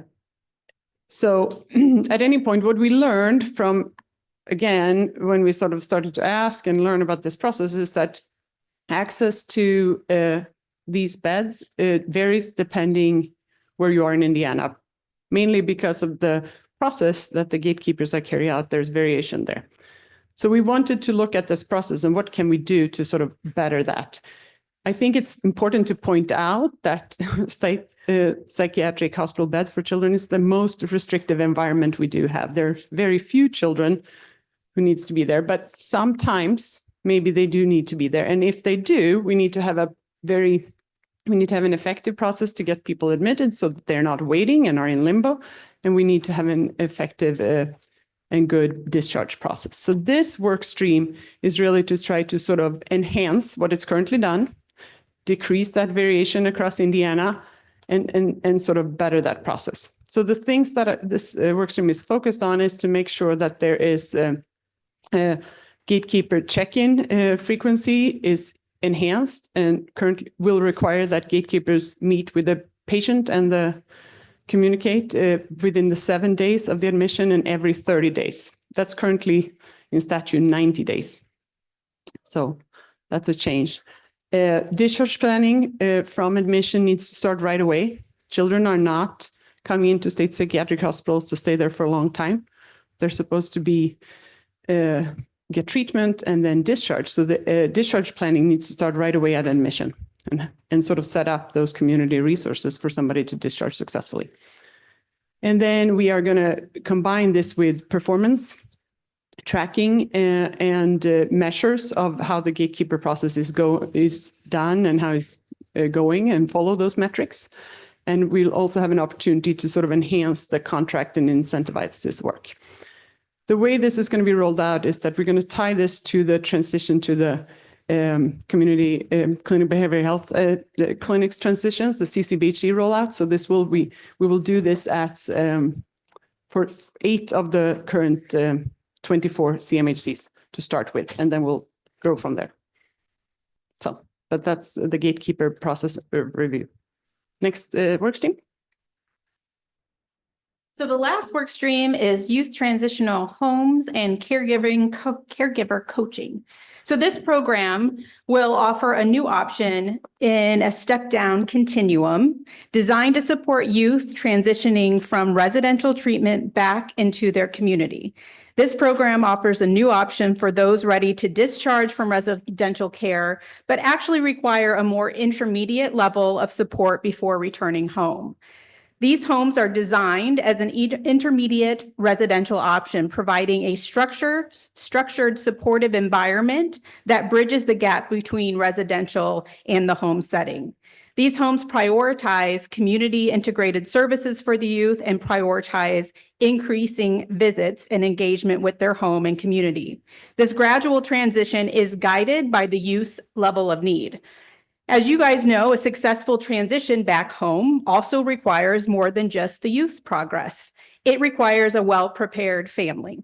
By requiring active caregiving coaching and focusing on equipping families with the tools they need to be successful in the home environment, the program aims to ensure both the youth and their family are better prepared for a successful and more sustainable transition longer term back at home. Currently, on the youth transitional home and caregiving coaching, we have an active RFI out on the street with the intent to gather more information and hopefully some innovative ideas from the provider community statewide. They can provide a response for the youth transitional homes piece. They could also provide a response on just the caregiving coaching model, or they can provide a response on both the home care as well as the caregiving coaching, with the intent after we get the RFI responses to, of course, review those and put forth an RFP. Next, I'll turn it back over to David. Advance the slide. Yep. So turning back to Jack, and there's obviously a lot on this slide, and I'm mindful of the time, but as you can see, we're trying to build in at each stage of Jack's life interventions that can be effective to try to divert him from that ultimate outcome of spending too long in the hospital setting, rather outcome that we're trying to avoid. Again, I'm mindful of the time, so I don't want to spend a whole lot of time. You can read through all the different spots on this slide, but at each stage, you can see we can bring in interventions like a respite for his birth family who's dealing with a high acuity youth. And a lot of times this need breaks to be able to hang in there with youth that have these kind of acuity issues. We could support the kinship caregiver better through the intensive foster care program that we talked about earlier. We can have care coordination along every step of the way to make sure that there's coordination for how the youth is being served by our systems. We can have meaningful step down options for youth coming out of residential or trying to avoid going in the first place. Again, we know when kids are with family, they grow up better. We can find ways to keep them out of the congregate care settings. We'll be far more successful in managing the needs of these youth. With that, I will turn it back over to Catherine. Wraps up.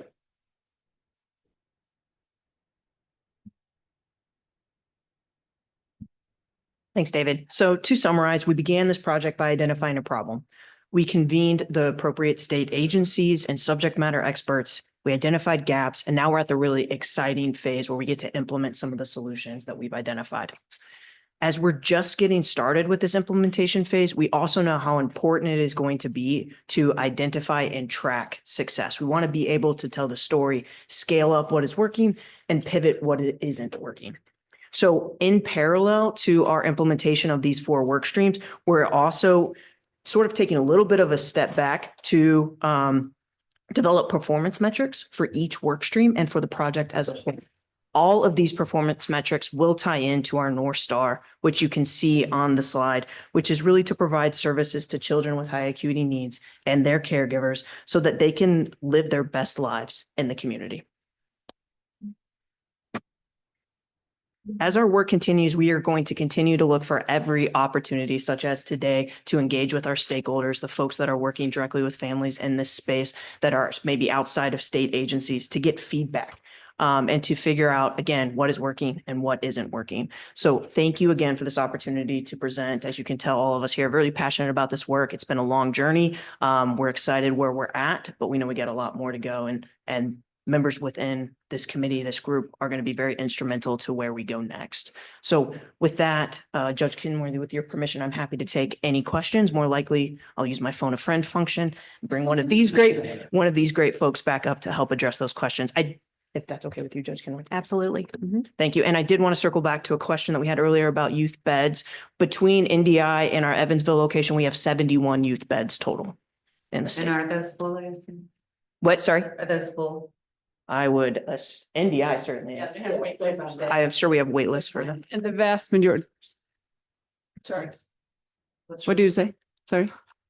Cinderella, go ahead. I was going to say, according to Katrina Norris, who's deputy director, she said we're about at 90% capacity. Yeah.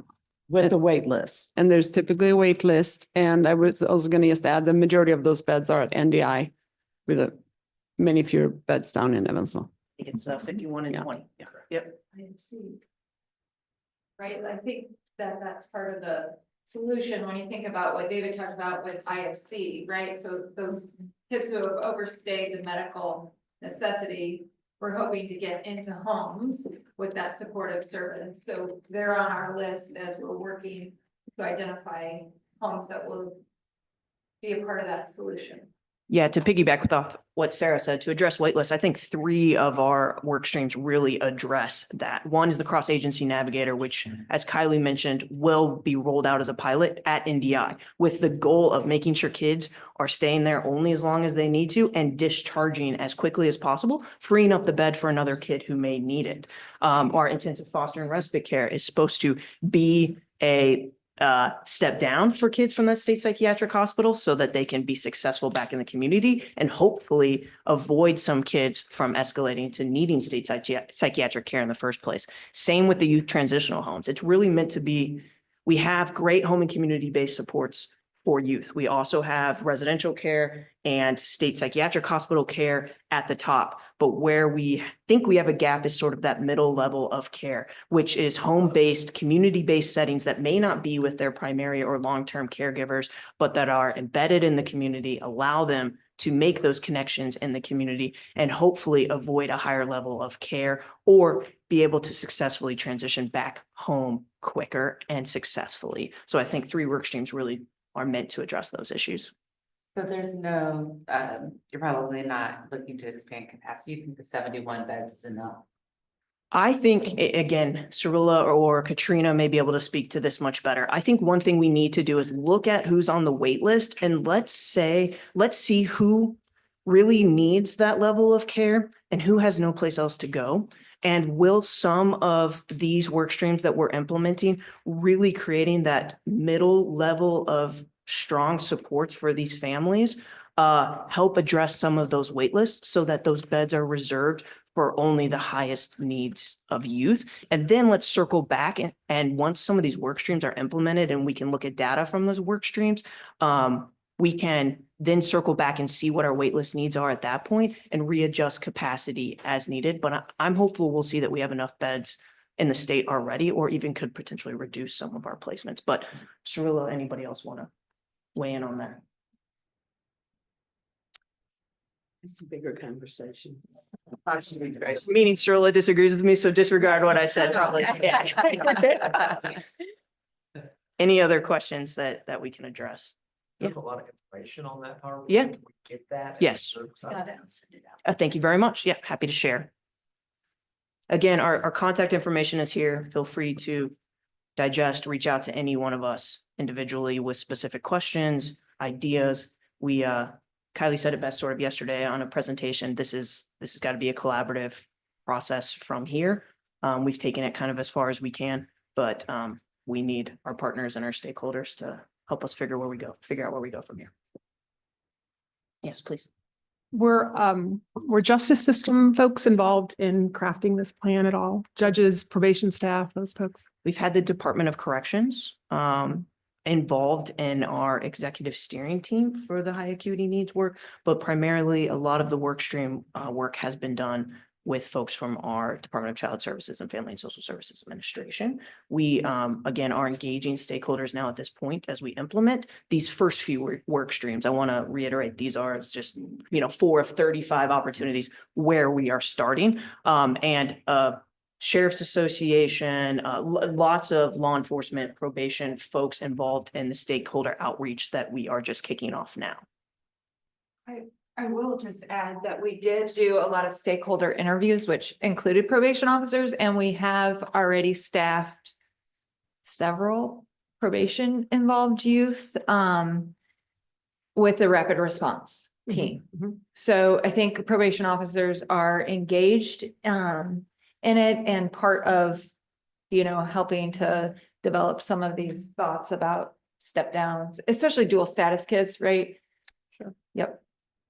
I think I would just suggest that as you're talking about messaging this and outreach to stakeholders, that there's an intentional piece around the message that they are partners in this and not just something that has been developed and now they're getting handed something in some ways. And I appreciate, I think there have been some opportunities where probation staff has been able to reach out about particular youth, but across the state, I don't think that justice system folks even know about this.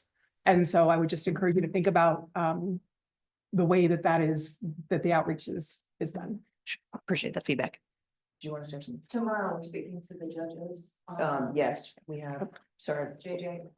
Yeah. Is that right? Tomorrow, it's a presentation for that.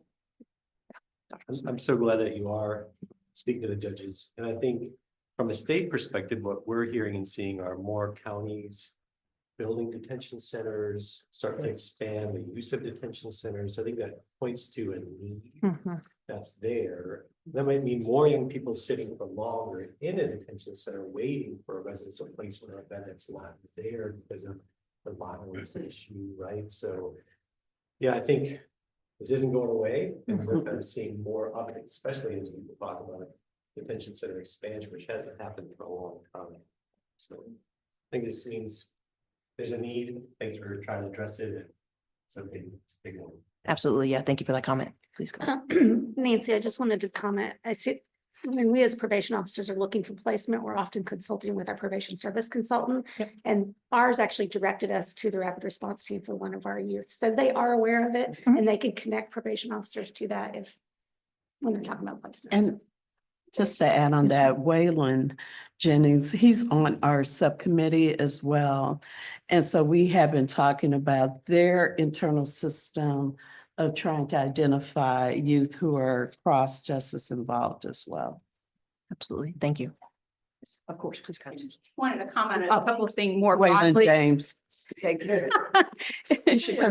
Just a couple more things more broadly. I think we all recognize as a state, as a nation, we see an uptick in the needs of the complex mental health and behavioral health. And I will say, the cases that come to our desk are sad in the sense that there are family dynamics often accounted to the substance use epidemic and a lot of reactive attachment disorder issues, and just unfortunately not a lot of stability in those homes. And complicated that with maybe a diagnosis of a specific disability or a mental health concern, and oftentimes violence that they're repeating, maybe what they see in the home, right? And then these kids doesn't have the great support in the system, and then they get to be 15 and now they're large, right? And now they're scary and it becomes a bigger problem, although their problem has already been active when they were 6. And so part of the idea with the cross-agency navigator, granted it's a pilot, is to upstream approach this. So how can we catch these kids? And we know schools struggle, right? Teachers can't help them in school. They often get put on homebound. They tell parents oftentimes we have to pull kids, reduce day.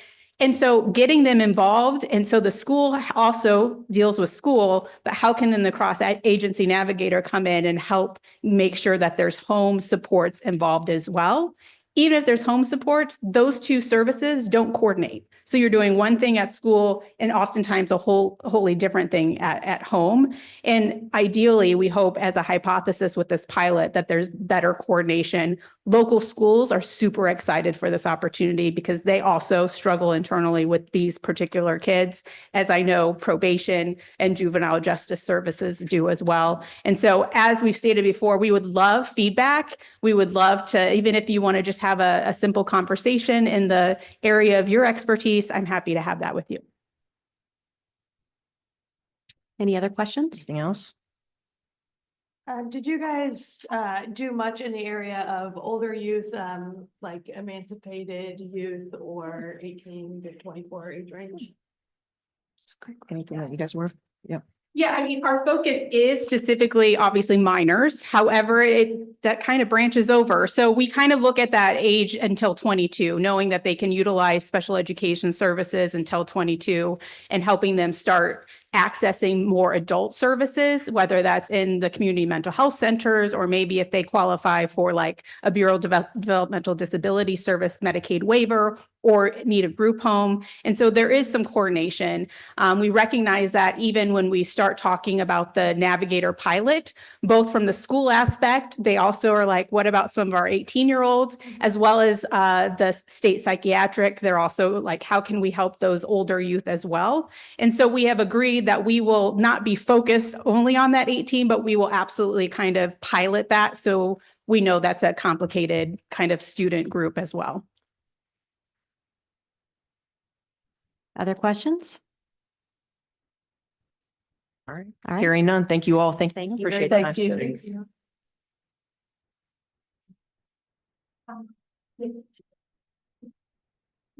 All right, we're going to move right into our work group reports. And what I'm going to do is prioritize the ones with action items first, since we're getting a little bit short on time. So I'm going to move straight to screening and assessment first. So Shannon, would you like to give that report? Sure. So we canceled our November 8th meeting, and we just kind of provided a written status. We have a subgroup committee on technology enhancements, and I believe that everything was sent out with the email. So the project overview and timeline were provided to the Judicial Conference Board of Directors at their September meeting.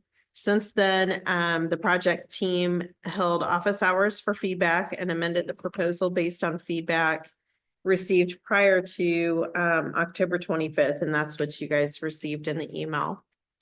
We have then presented the amended proposal to the Juvenile Bench Book Committee and the Probation Committee, and both unanimously approved the revised proposal without further amendment. That was on October 25th. Then it was presented, the revised proposal was presented to the Probation Officer Advisory Board on November 12th and the JJIC on December 6th for their approval, and both approved unanimously on that as well. Or actually, the JJIC will be presented tomorrow, but POAB unanimously approved it as well. So the final proposal is going to Judicial Conference Board of Directors at their December meeting with requested effective date of July 1st. And the July 1st date is to allow all the changes to be made, because obviously technology takes a little time. And then we're going to keep YJOC apprised of that project as well, since our work group has been involved in the project team, and propose the updates to the IS policy. Our education update from IOCS, the IOCS team is wonderful. And they continue to offer the IS certification training to the new end users, and they are also doing recertification right now as well. For the fall, for those needing to complete that requirement, they're continuing to offer trainings in 2025 in interviewing, case planning, and booster sessions. And then stakeholder training, IOCS education team is reviewing and editing the stakeholder training. They did present to us as well in September, and I believe that is in your materials as well. But they've received feedback from a couple of individuals, but would welcome any other feedback. So if you look through that presentation and you have feedback, please let us know. Other than that, I think that's where we're at right now. Are you asking for approval on the forms that were submitted? Yes, please. Okay. So some forms were approved with some edits, comments on the right-hand column. I don't have that in front of me, but if you've reviewed those, any discussion? I just had a question. Was the new preliminary inquiry at any time? Did you consult any prosecutors over that, the change in the form? We have a prosecutor and a defense attorney on our committee. That you didn't like run it by any prosecutor stakeholders, because the PI is prepared for the prosecutor for Yes. screening purposes, so I didn't, and. it's I been a while don't believe since- Nicole. I was part of the subgroup. We did not. It was myself and a probation officer from Tippecanoe County who works in Quest, and Lisa Thompson and Michelle Goodman. And we had a couple others were there periodically, but we did not have a prosecutor.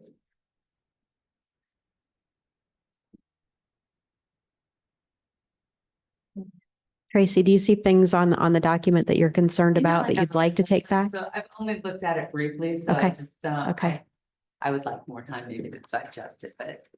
We didn't take anything out. We Out. just added things. Mhm. Like more demographic information and email addresses for youth and family. Ways to report out the assessments, the IS, different assessments. You can add multiple assessments to a PI now, or risk scores. It was all what I would consider as a probation officer enhancements, just to give everybody more information. Does it include, so when we add the screeners now, are we getting we're just getting a number or what they scored? We're not getting like the scoring information? Yeah, you will actually get the name of the tool, the assessment date, the interviewer, the risk level, the override risk level, and the override reason in the PI for the diversion tool. You can also add additional IAS assessments. So you can pull in a dispositional screener tool, the dispositional tool, the IAS residential tool or reentry tool also, and any complementary assessments, the MAZE and the human trafficking. Shannon, what is your timeline for approval from this group? I believe that it's going to the committee tomorrow. The JJIC committee? Michelle, yeah, JJIC committee is going tomorrow. Record.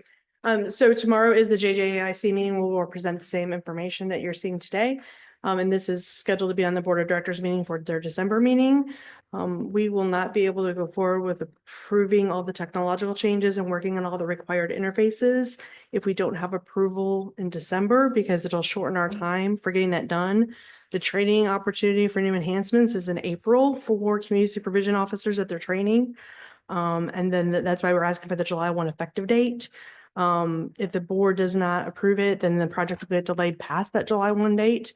They don't meet again until April. And our training is in April, so we're kind of running into these things. I will add, though, that we do, as Shannon mentioned, we have a prosecutor on our work group. They've seen these drafts multiple times as well, because it's gone through our work group. Everything that the project team has worked on has gone to the work group members. Do you know who's on the work group? It's Lindsay Grosnickel from Whitley County. And the local departments can add, I think Tracy, your other question was about getting the assessment tools themselves. If that's what the prosecutor wants added to the PI, then the department can add those as attachments. The forms are the minimum required information to be communicated. I don't know if they always want those. I think they just want. And so I think, everyone has their preferences of how much attachments they want, but these would be the minimum requirements to meet the current statute and enhance the information that the officers have asked to be added. I have we have a winter conference this coming week. And I have a juvenile committee meeting with the juvenile group of prosecutors.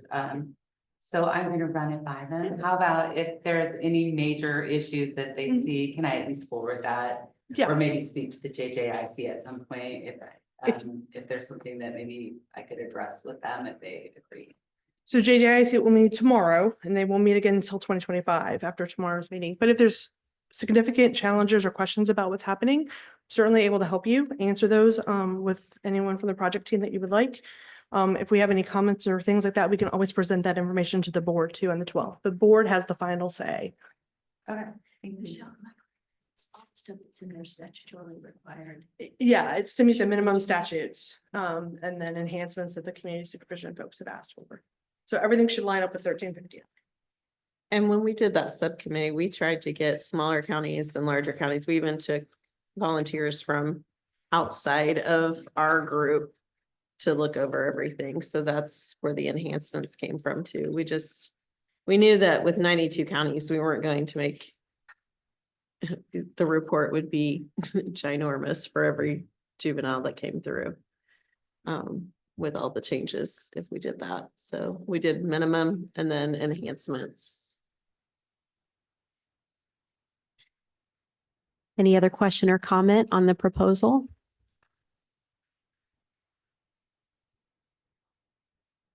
Okay, then I will treat Shannon's request for approval as a motion. Do we have a second?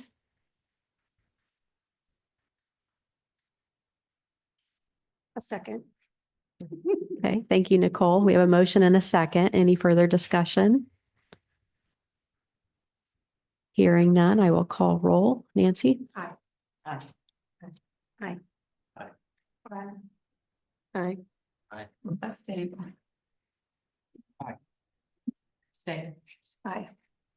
And do we still have Magistrate Foley? Or Judge aye. Dole? Okay, and Judge Dolahanty? Yes. All right.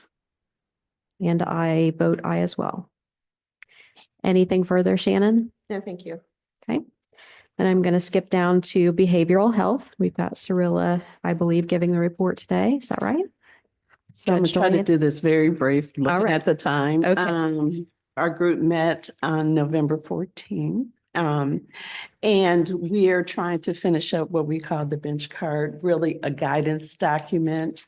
So everyone has an understanding of what is needed when it goes for that referral for diagnostic evaluation.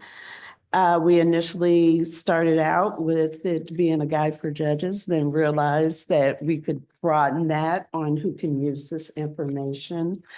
And so we have this form. So we decided that probation, public defenders, anyone could have this as a guide to say, oh, this is all the information that would be helpful needed when you do a referral to a diagnostic, for a diagnostic evaluation.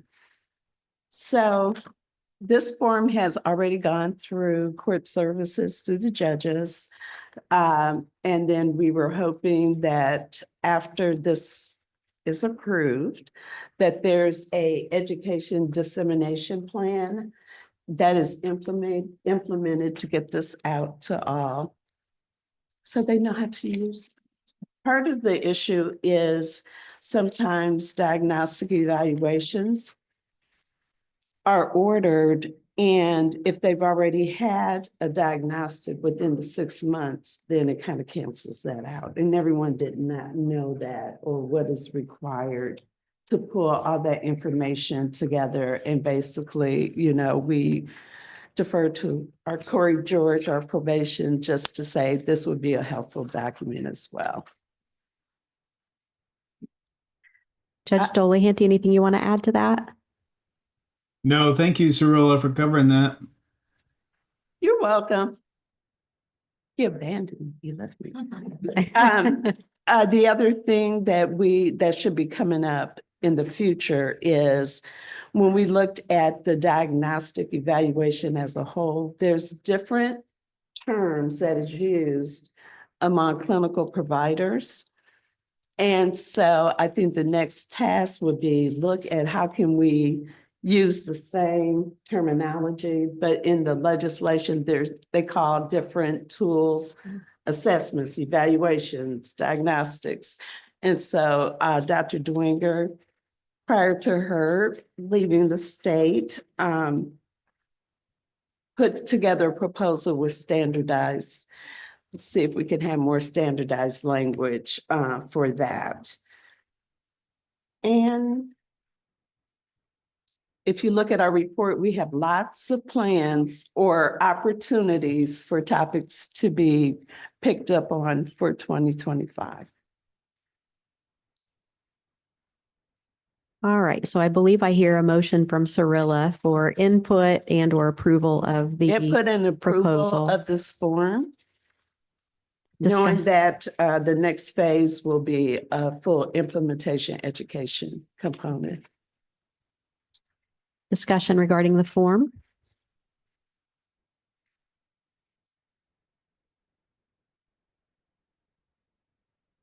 Do I hear a second for approval? Second. Okay, thank you, Shannon. We have a motion and a second. Any other questions or comment? I have a Nancy? very quick question about is there a plan for, if this is for judicial officers and probation, is there a plan for like how it's gonna, is court services doing that or do we know? We haven't gotten to that. Oh, I'm sorry. Okay. When we were talking about dissemination, people had ideas about that. So it could be through a conference or any of public defender conference, JDAI conference.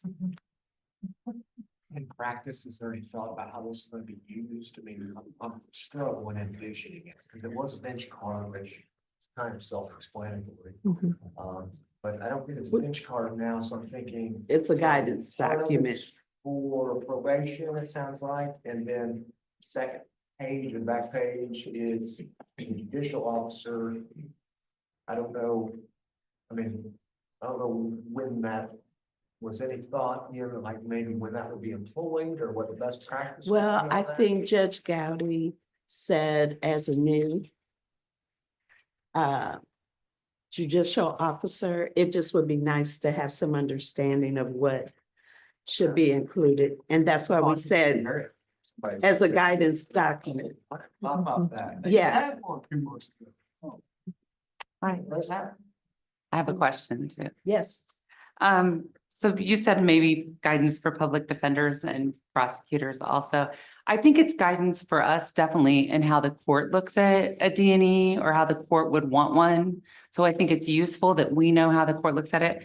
But obviously, public defenders, if they're representing a child, they might want one to use as evidence in their case, and that's a completely separate issue. So I don't know if that, they're not going to look at it like this and go, oh, well, then the court doesn't want me to get one. They might want to go get one anyway, or get the funds to go get one because they're using it to show the court something about a child that they need to make as part of their case, even though the court's like, I don't need that right now. I'm not going to get it. So there's separate issues going on. So I'm not really sure if it's really a guidance document for the parties of the case as much as it is for us understanding how the court's going to look at it. And I think that came up because Joel is on our committee. Right.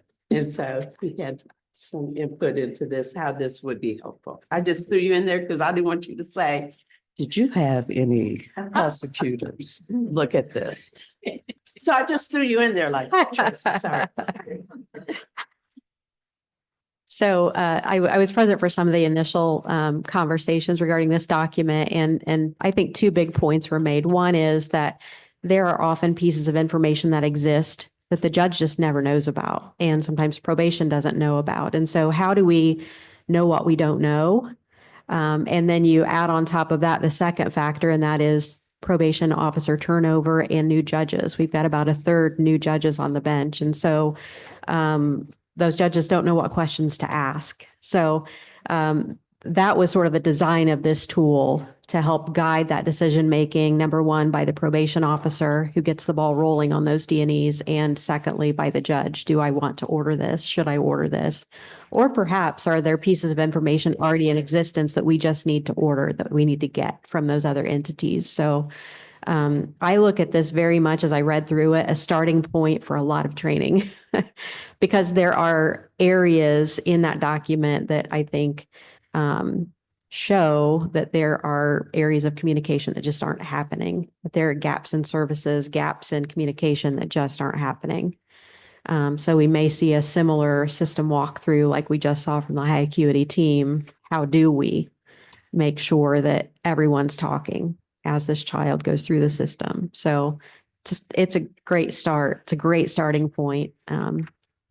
Any other? I don't see a input? downside to this at all, being one of the third of the new judicial officers. It's just prompting factors to consider when you're making the determination. It's not dictating what we can or can't consider. It's just prompting those thought processes of different factors and questions we need to ask and information we need to get to make an informed decision. Mhm. I look at that. I just think it's really important to help. So I appreciate that as a new judicial officer. Our group really worked hard on this. Yeah. Thank you. I think it's really good. The only thing that I can think of is it's kind of harkening back to like DST stuff, pension screen tool and pretrial risk assessment. So the only thing I can think of is, and this might be impossible, some sort of scoring element. I didn't know if that would even be possible. So, when you're thinking about, okay, is this someone that I should order a D&E on? Well, if it's a 6 and they say, well, that's a pretty good evidence that you probably should use one, and it's only a 2. I don't know. I just wondered if there, I'm not trying to overcomplicate anything, but I just wondered if there's a way to maybe quantify it in any way. Since we've done that previously, and I think done it well previously. I think what was really reflective for me when we were reviewing diagnostics, the first 10 pages are done by the probation officer. And they collect that information, and really the psychologists really do the testing. So the meat of that diagnostic evaluation is coming from the probation officers, giving that information. Any further discussion? We have a motion and a second for approval, so I will start with Nancy. Aye. Aye. Aye. Aye. Aye. Aye. Aye. Magistrate Foley Aye. and Judge Dolahanty. Yes, great document. Fully approved, fully approved.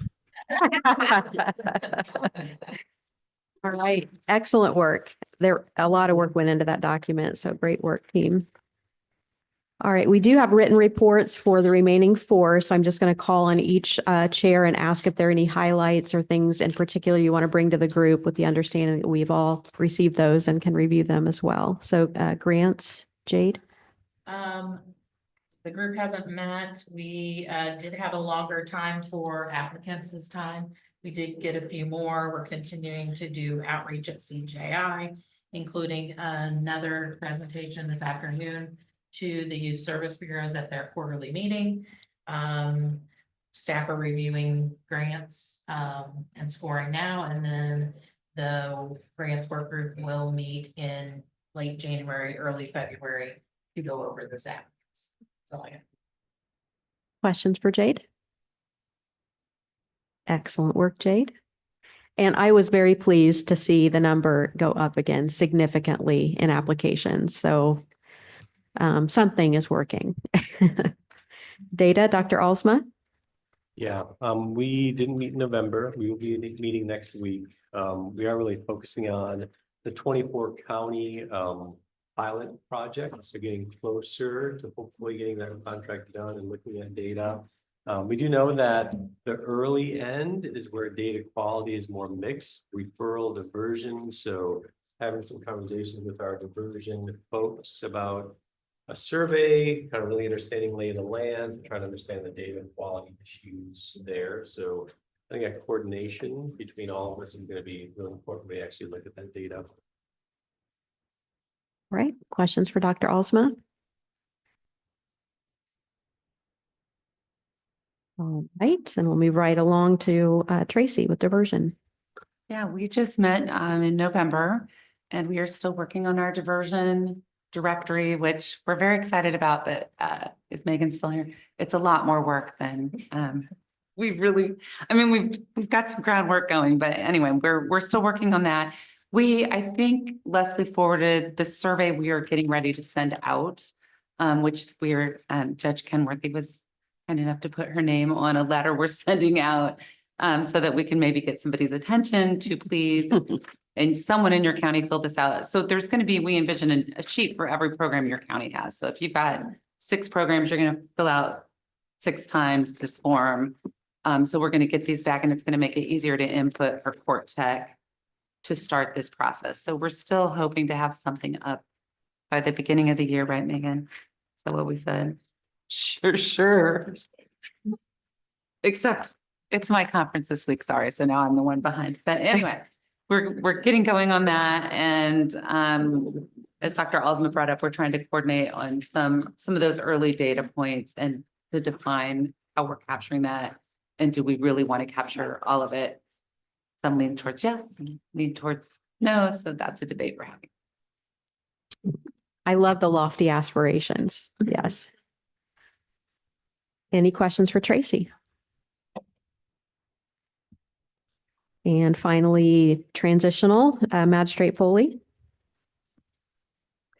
I think everything is pretty much contained within our report. We were meeting on a monthly basis. Now that we're kind of hitting the drafting portion of our next group of tasks, we've decided that the overall group is going to be meeting every other month.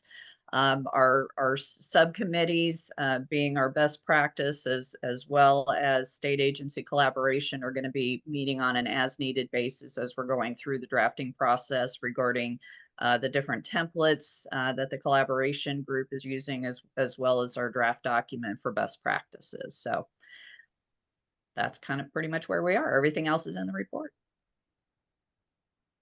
All right, questions for Magistrate Foley? Any other business for the good of the order today?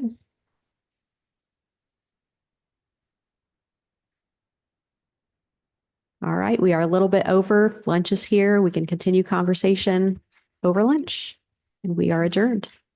Thanks, everyone, and happy holidays. Good.